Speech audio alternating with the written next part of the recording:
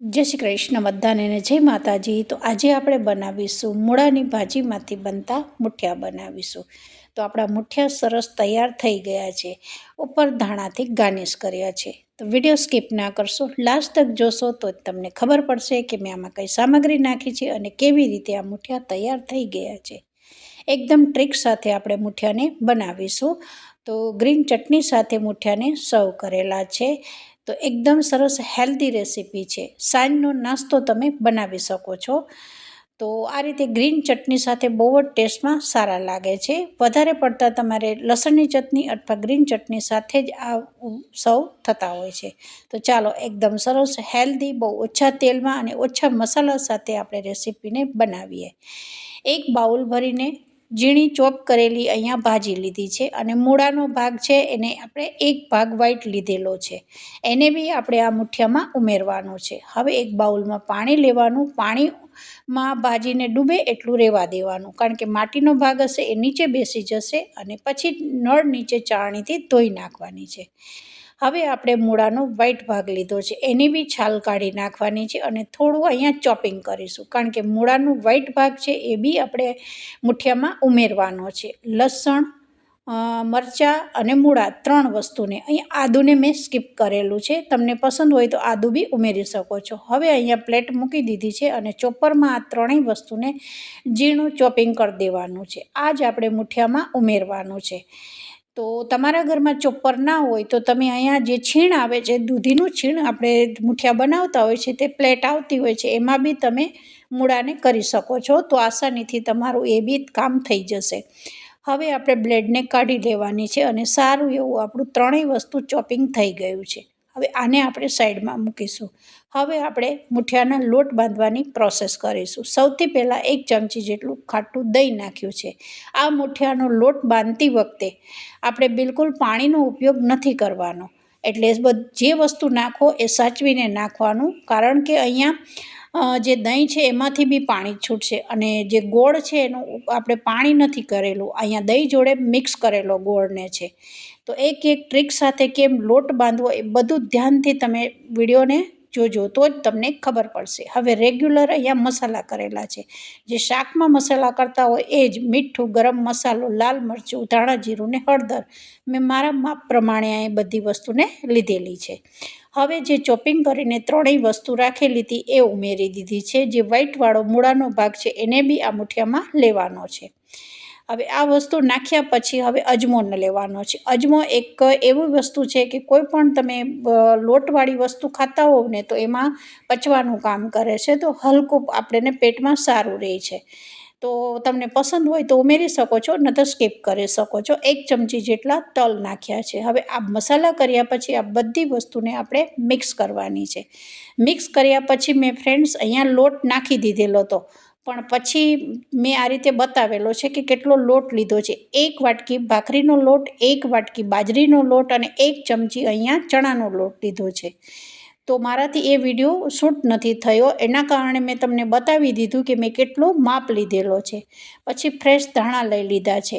હવે ધાણા નાખ્યા પછી જુઓ, આ એક જાળીમાં મેં ભાજીને નિતારવા મૂકી દીધી હતી, પણ તો બી અહીંયા થોડું પાણી રહી ગયું છે, તો એને પ્રેસ કરવાનું અને જેટલું ભાજીમાં પાણી હોય એ નીકાળી દેવાનું અને પછી આપણે ભાજીને અહીંયા લોટમાં ઉમેરી દેવાની છે। હવે આ ભાજી, ધાણા છે અને મૂળા આગળ નાખેલા અને દહીં છે, એમાંથી જ આપણો લોટ સારો બંધાઈ જશે।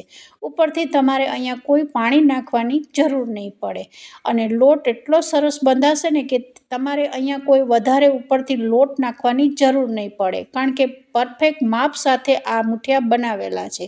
આપણે શું કરતા હોઈએ છીએ કે ભાજીમાં બધી વસ્તુ નાખી અને પછી લોટ ઉમેરતા જતા હોઈએ છીએ, તો પછી એનો સ્વાદ નથી આવતો હોતો। અહીંયા મેં કોઈ વસ્તુ ઉપરથી નાખેલી નથી, જેટલો મારો લોટ હતો એટલો મસાલા છે, એટલી જ ભાજીમાં આ રીતે લોટને મુઠિયાનો બાંધેલો છે। તો જરૂરથી આ મારી રેસીપીને મેં બનાવી છે એ વસ્તુથી ફોલો કરીને બનાવશો ને તો મારા કરતાં તમારા મુઠિયા બહુ જ સરસ થશે। લાસ્ટમાં મેં 1 ચમચી જેટલું અહીંયા તેલ નાખેલું છે, કારણ કે બાજરીનો લોટ છે એ બહુ જ અહીંયા આપણે થોડો મસળીને કરવો પડતો હોય છે, ફાટી જતો હોય છે અમુક વખતે, અને ભાખરીનો લોટ જાડો લીધો છે। તો તમને હું અહીંયા બતાવું છું કે મારો લોટ કેટલો સરસ બંધાણો છે। તો તમે બી જરૂરથી આ વસ્તુને ફોલો કરીને જ આગળ લોટ બાંધજો, તો તમારો લોટ સરસ બંધાશે થશે અને મુઠિયા બી બહુ જ સોફ્ટ થશે, કારણ કે આ મુઠિયામાં આપણે કોઈ બેકિંગ સોડાનો ઉપયોગ કરેલો નથી, એકદમ હેલ્ધી બનાવેલા છે. બધી વસ્તુ એવી નાખી છે કે આપણને કંઈ પેટમાં તકલીફ ના થાય, અને એકદમ સારા વરાળે બાફીને બનાવવાના છે, ઓછા તેલ અને ઓછા મસાલા સાથે. તો જુઓ, હું ચોપરમાં આ રીતે લોટને કરી રહી છું તો રોલ મારા સારા વળી રહ્યા છે, કારણ કે આપણે અહીંયા ઉપરથી પાણી નથી નાખેલું, અને આપણો જે મુઠિયાનો લોટ છે ને એકદમ સરસ કઠણ બંધાણો છે. બાજરીનો લોટ છે પણ તમે જોઈ શકો છો કે એકદમ સરસ આપણા મુઠિયા અહીંયા વળી રહ્યા છે. તો આ જ રીતે આપણે બધા રોલને આ રીતે ઢોકળિયાની પ્લેટ હોય એમાં વાળી અને મૂકતું જવાનું છે. હવે અહીંયા તમે જોઈ શકો છો કે મેં પાણી અહીંયા મૂકી દીધું હતું, મેં પાણી ગરમ થઈ ગયું હતું પણ ગેસ મારો ધીમો કરી દીધો હતો આ મુઠિયાનું હું કામ કરતી હતી ત્યારે. પાણી સરસ ઉકળી ગયું છે અને હવે આપણે પ્લેટને મૂકી દેવાની છે. હવે આને 20થી 25 મિનિટ માટે ફૂલ ગેસ ઉપર મુઠિયાને બાફવાના છે, બિલકુલ ધીમો ગેસ નથી કરવાનો. તો તમે જોઈ શકો છો કે હવે આપણા મુઠિયા અહીંયા મારા 20થી 25 મિનિટ થઈ ગયા પછી હું ચપ્પુ મારી રહી છું તો સારા એવા ફૂલી ગયા છે. જુઓ, એકદમ સરસ ચપ્પુ છે એ ચોખ્ખું આવે છે. જો કાચા હશે ને તો લોટ અહીંયા બધે ચોંટી જશે, અને ઠંડા થયા પછી આપણે આને પ્લેટમાંથી કાઢવાના છે. જુઓ, એકદમ લોટ સારો આપણો બન્યો છે અને એકદમ શાઇનિંગ મારી રહ્યા છે મુઠિયા. હવે ઠંડા થયા પછી આને કટ કરવાના છે.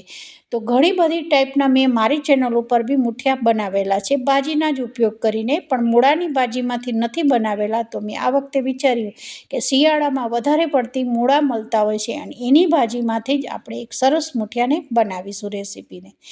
1 ચમચી જે તેલ નાખ્યું છે અને 5 ચમચી જેટલી હિંગ નાખી, 1 ચમચી જેટલું રાઈ નાખી છે, અને પછી આપણે મીઠો લીમડો અને મરચાં નાખી દીધા છે, અને પછી આ રીતે ઉપરથી મુઠિયાને ઉમેરી દેવાના છે.